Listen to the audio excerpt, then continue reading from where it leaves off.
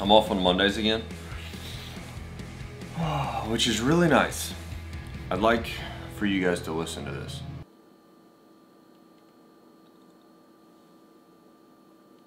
Nothing. Everyone is at work or school or wherever things that they have to do. The problem is, it's usually raining on my off days. Well, that's kind of the life of a motorcycle tech. Usually weird off days. Tuesday through Saturday is good for, well, business, you know, making money. We should talk about that, making money as a motorcycle tech. I get asked a lot about becoming a motorcycle tech, how to.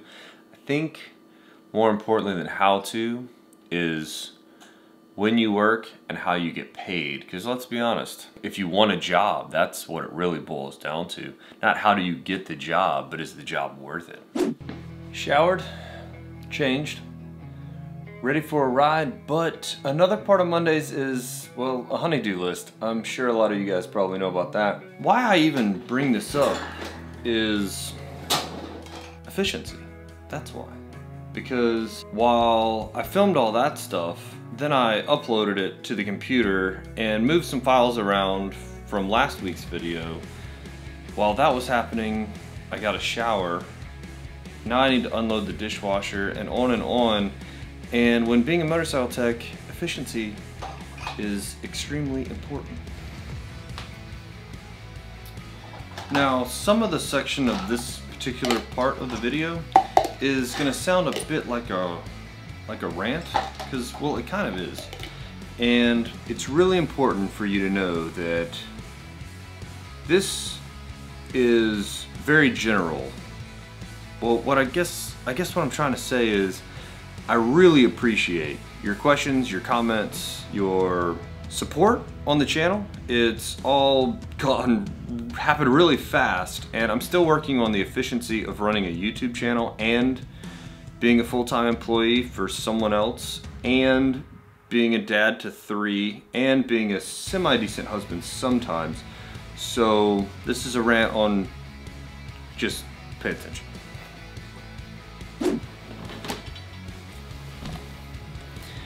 Now, I think everyone understands that there's not enough time in a day to get what you need to get done, but that doesn't mean that everyone's job works that way. See, as an adult, I've had 2 jobs. I've been a bartender, I've been a motorcycle mechanic. 2 jobs that time is absolutely money. And efficiency is part of that time. The bar business, there's no wasted step. If I walk to the ice, I need to fill up every glass that needs ice that I can remember the drinks in my head. You know, I don't make a drink at a time, I make 3, 4, 5 drinks at a time. In the motorcycle world, that means grabbing every tool that I need while I'm at the toolbox. Or simpler things like cleaning the air filter at the beginning of the service so that it has time to dry instead of cleaning at the end where it's still wet when I'm done with everything else. As a YouTuber, that means filming videos when I have time, if it's my off day, while I'm doing stuff I need to do. If I'm working that day, before work, during lunch, after work. Because at the end of the day, my day is pretty much already figured out. I owe time to, well, the boss who pays me a 40-hour wage, so I owe him 40 hours of my time every week. My nights, I owe to my family. That's, you know, that adult responsibility that's always so much fun. The reason why I even bring all this up is because, well, to be a motorcycle mechanic, you've got to be able to balance all that out. And there's a few ways that you can get paid as a motorcycle mechanic. You can get paid flat rate, which is if you're turning out an amount of hours, then, well, that's when you're making money, is only when you're turning out hours. You know, because every job has a book time. Well, what that translates to is the service is 2.5 hours, that's the book time, then you get paid 2.5 hours to do the job. It doesn't matter if it took you 2.5 or 1.5. The flip side of that, though, is it also doesn't matter if it took you 3.5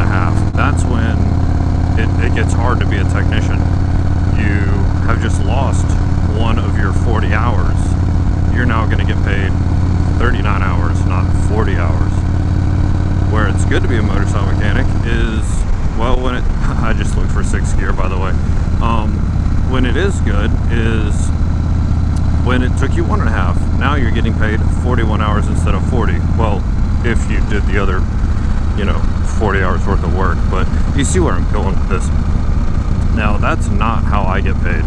Another common way for motorcycle technicians to get paid is a, like, base pay, which is an amount of money that I'm not going to talk about. It obviously increases with time served and certifications and all that good stuff. And then a build rate, an additional amount of dollars per hour that you know, based on what kind of money you put out. That's what gets this whole video going. See, I just called myself a YouTuber for the first time ever, really. This is all still pretty new. I haven't even been doing this for a full year yet. So I'm still working on the balance of everything, but I do know part of the balance is not interfering with the rest of my life or the rest of the time that I owe to other people for whatever reason I might owe those people. Woo. This is a pretty cool park in Columbus, Georgia. We're gonna cruise through it because, well, I got a lot of other stuff to do. As a YouTuber though, there's a few things that have changed. Fan mail, awesome. I've actually filmed me getting some fan mail that I haven't even posted yet.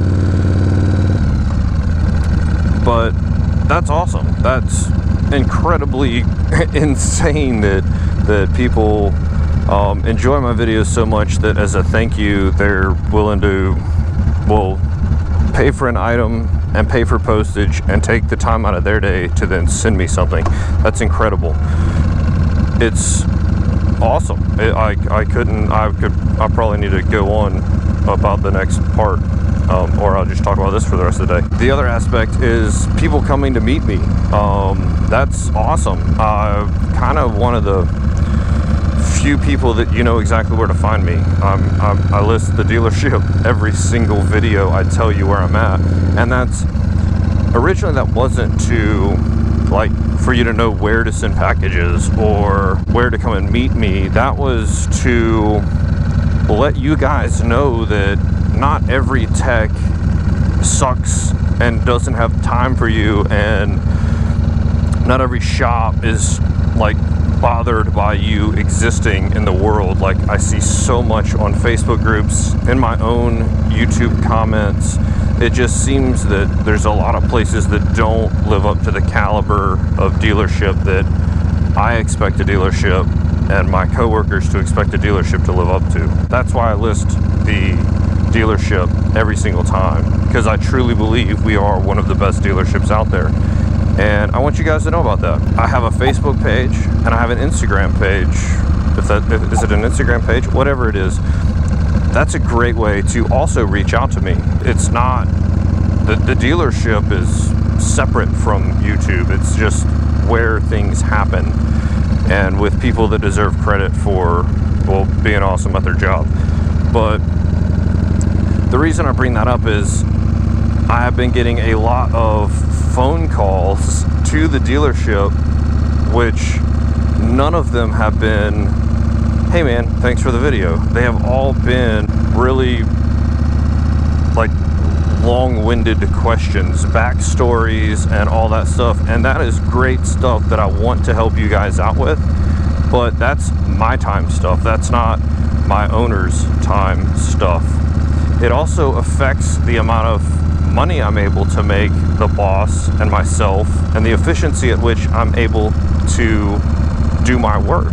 Imagine 5 minutes a day, 5 days a week, 50 weeks out of the year, because as a motorcycle tech, I do get 2 weeks paid vacation.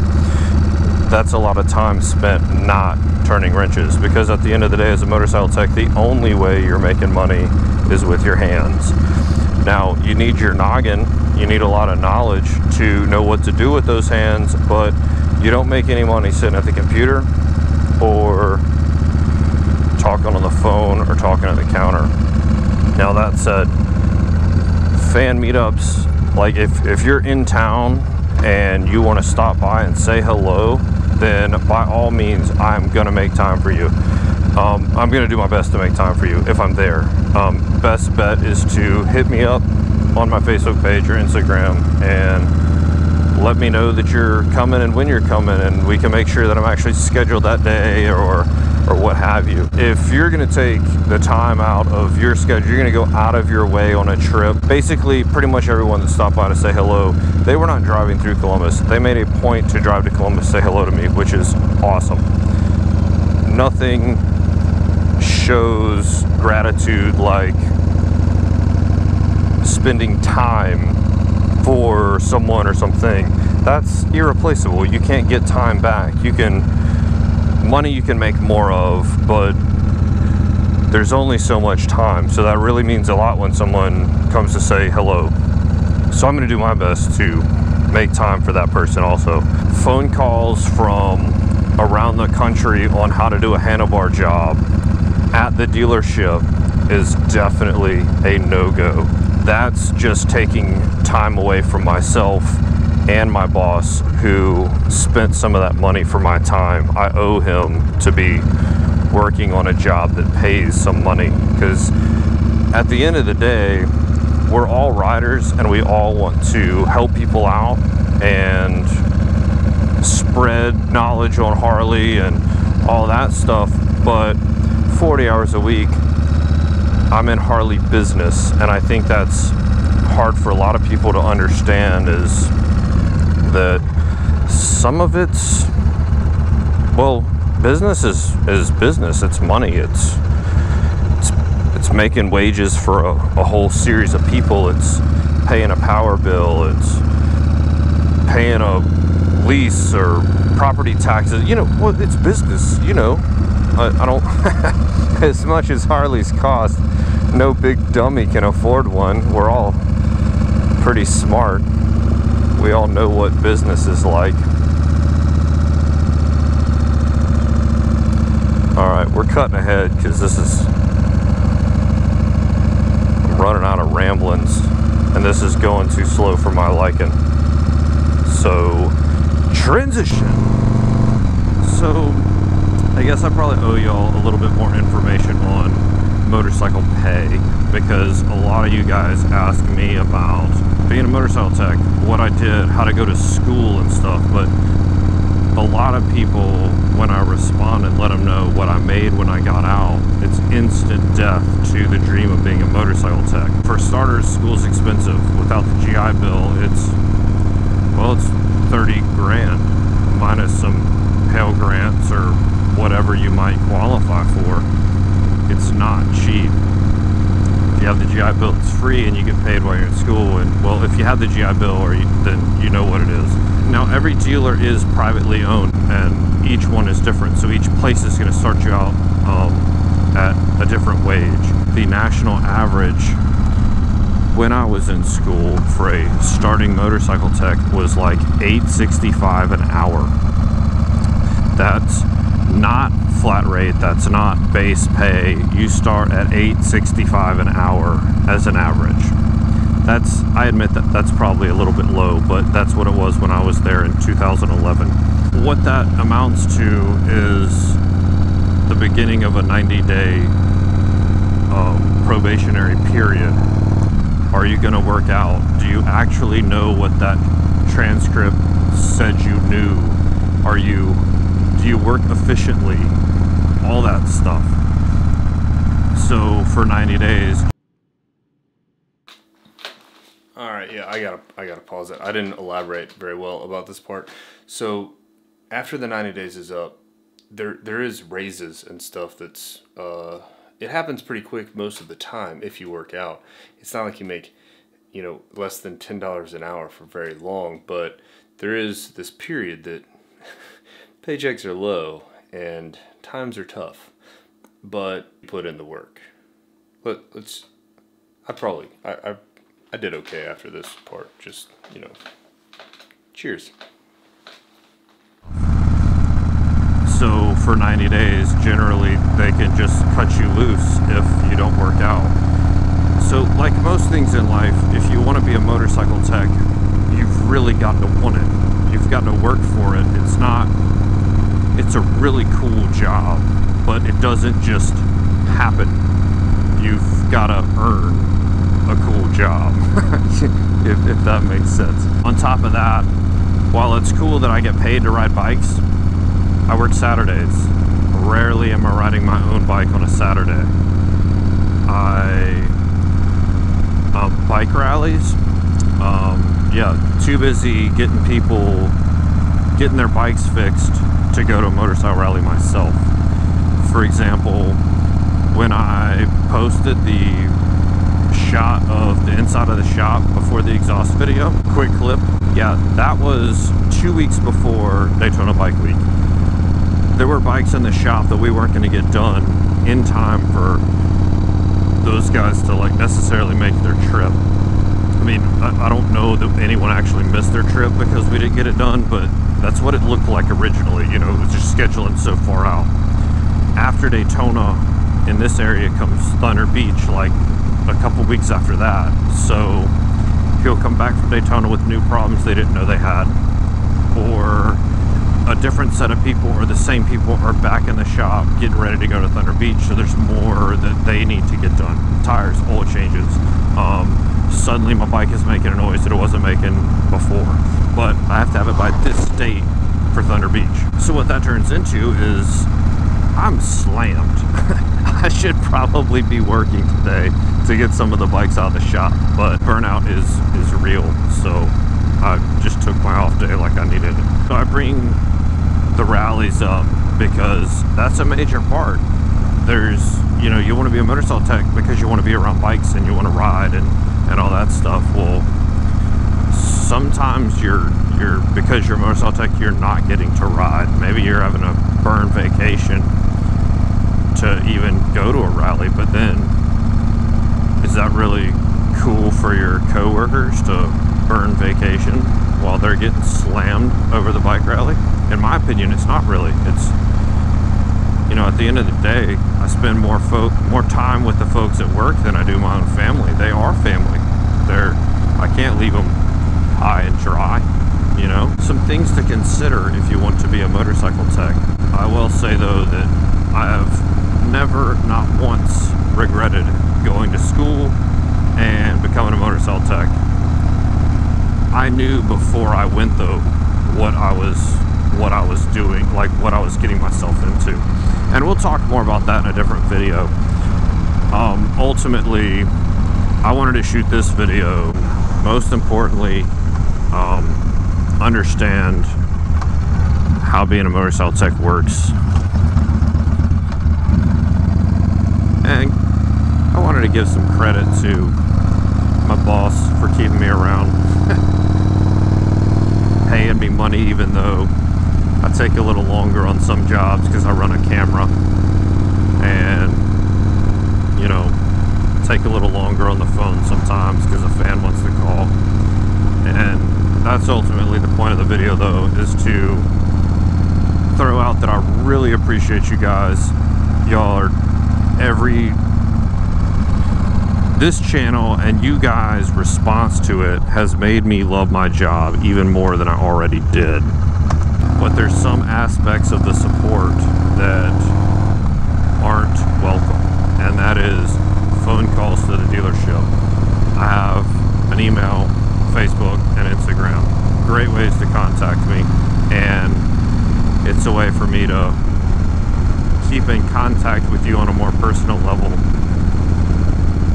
that's on my time. So it's pretty much it for today. If you like this video, give it a big dirty thumbs up. If you want to see more content, well, it's actually going to be a little different than this normally, but it's always Harley Davidson. Hit that subscribe button, tap that bell notification so you know when I'm uploading, and I'll catch you guys in the next one.